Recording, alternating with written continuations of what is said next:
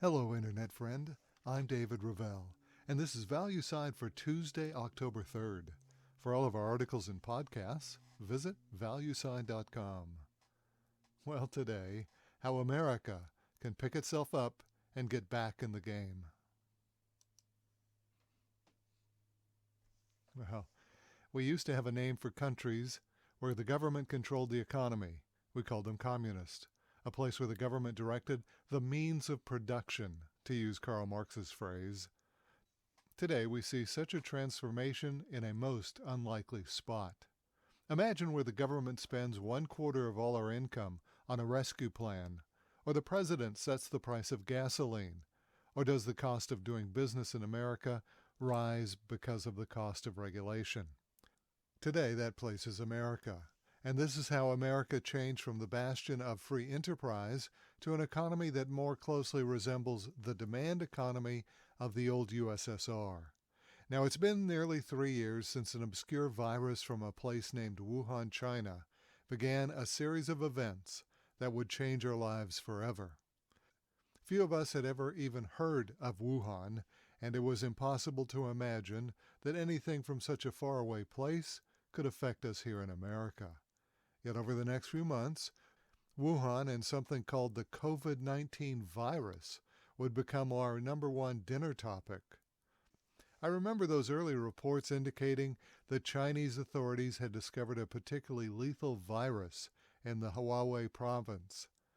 I felt sympathy for those who might die of the plague, but thought there was little chance that it could have any impact on me or my family. Little did I realize how interconnected the world is today. Little did I know that the 2019 Military World Games had just concluded, and the possibility existed that a virus, if indeed there was a virus, might have spread among the hundreds of soldiers, sailors, and airmen taking part in those games. In review, it's hard to imagine how different our world was back then. The world was at peace. China and Russia were our friends and allies. It was as natural as night and day for Americans, Chinese, and Russians to participate in an international sporting event to bring our countries closer together. Unfortunately, that has now changed. Today, the United States government tells us that our #1 enemy is China, followed by a close second with Russia. Last week, U.S. Secretary of State Anthony Blinken reminded us to keep China on our watch list as our primary foe. Some of that hatred, no doubt, stemmed from the accusation that Wuhan was the origin of the pandemic, an assertion that has yet to be verified. American observers initially estimated that the fatality rate for the pandemic was nearly 1 in 10, which proved to be dramatically off the mark. But those first estimates of fatalities were sufficiently alarming for the average American mayor and governor to declare essential martial law throughout their states and communities. Only essential businesses were allowed to remain open. All the rest were to close, with their workers confined to virtual house arrest, forced to stay home in self-quarantine. Fundamental American concepts of due process and representative government were thrown out the window as these would-be dictators vied for who might be the most draconian.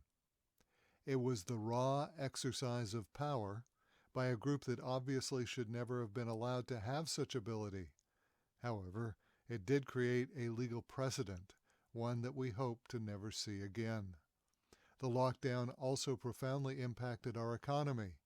They brought the nation's enterprise to a screeching halt. Economic activity in that second quarter of 2020 dropped by 30% from the quarter before. It was the most significant decline ever.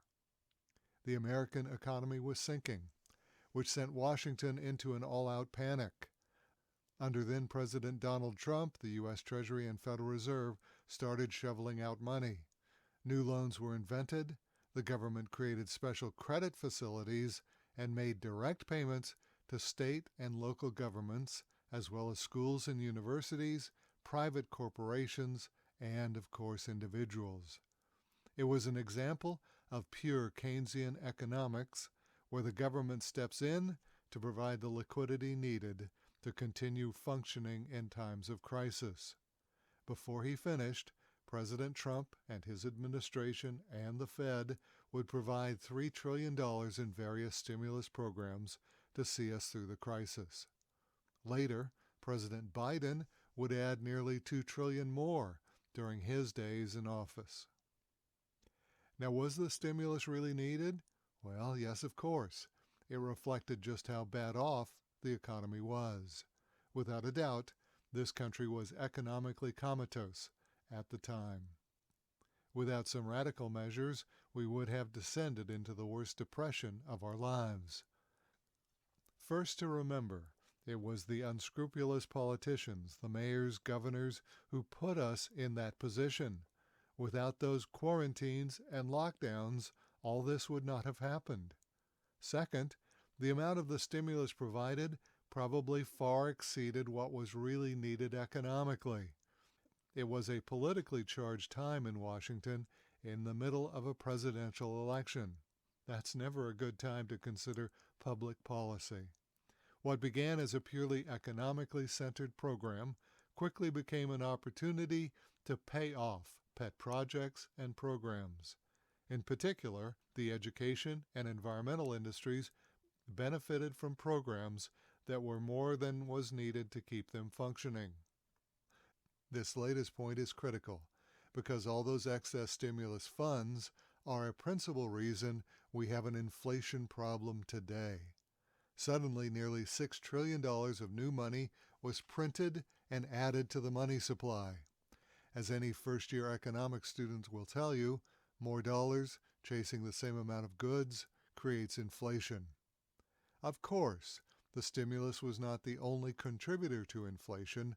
The rise in energy costs also directly attributed to the increase in the Consumer Price Index. Throughout his campaign for president, Joe Biden promised to, quote, outlaw fossil fuels. And he's been a man of his word. On his first day in office, Biden canceled the permits to construct a new phase of the Keystone Pipeline, a pipeline that was scheduled to bring nearly 900,000 barrels per day from Canada to the United States. It would provide a steady, reliable source of gasoline and other products for American cars and homes. Slightly over a year later, President Biden reacted to the Russian invasion of Ukraine by cutting off all oil and gas imports. Russia supplied at least as much oil and gas as that Keystone Pipeline would have provided. The cancellation of Keystone and the sanctions on Russia resulted in a loss of potential oil and gas imports of 10 to 12% of the country's daily petroleum need. It was the most significant drop in oil supply since the OPEC oil embargo of the 1970s, when the price of oil quadrupled from $12 a barrel to $42 a barrel. In 2020, the oil price merely doubled from roughly $60 a barrel to 120 barrels, but therein lies the inflation. And just like the 1970s, inflation has surged, going from 4.6% in 2021 to nearly 8% in 2022, and most of that directly attributed to the price of gasoline. Prices that correlated with the presidential move to limit supply. Today, we live in an America that has seen profound changes because of these events over the past 3 years. We are currently experiencing the effects of those shortages which create inflation, supply chain issues, and increasingly labor unrest, all due to the imbalances created by the pandemic and the overreaction by the politicians. It isn't the first time we've been through tough times. Generally in the past, we met those challenges through reform. The United States has been the world's most effective self-correcting mechanism. Our federal system's distributive nature allows issues to be identified first and then various solutions proposed among the different states and localities. It is a process that ultimately results in much-needed reform. During the Great Depression of the 1930s, the nation identified Wall Street as a significant contributor to our economic problems. Over the next decade, the most insightful, far-reaching series of reforms were enacted into law.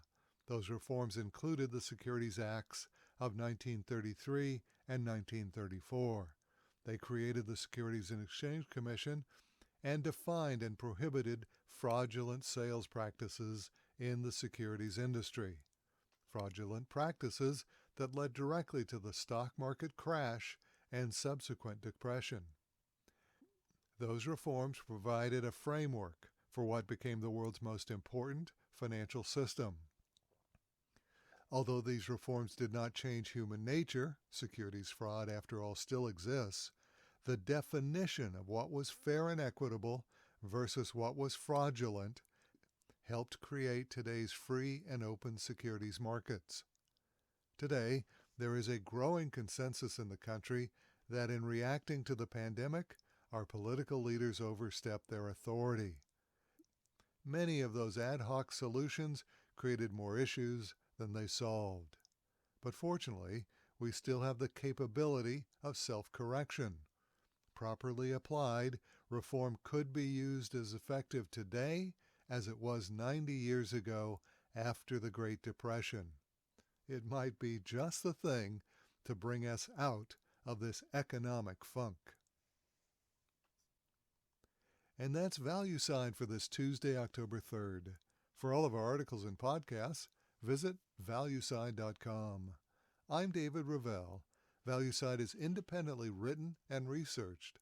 The views expressed are strictly my own.